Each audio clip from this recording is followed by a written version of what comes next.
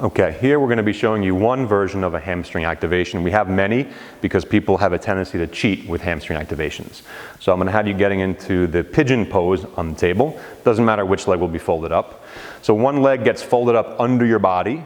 Very good. The other leg goes straight back. The purpose for us being in pigeon pose or pseudo pigeon pose is so that the low back cannot fire. If I said, Suzanne, go ahead, try to arch your low back right now with staying down here, it's essentially impossible to do. So that means that the low back is one less thing you have to worry about firing when you're doing a hamstring activation. Now, the only thing that you have to be mindful of essentially is making sure your foot and your calf do not fire.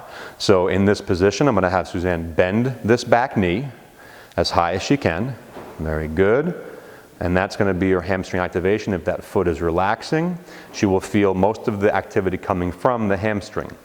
If your quads are very loose, then there's a good likelihood that you may not necessarily feel a ton of hamstring activation in this position. You may require a little bit of resistance with a resistance band or something like that. So this is one version of a hamstring activation. I always say, as the leg comes up, the hips will want to rise. So if you make sure the hips stay nice and low, you'll feel a lot more hamstring activation as well.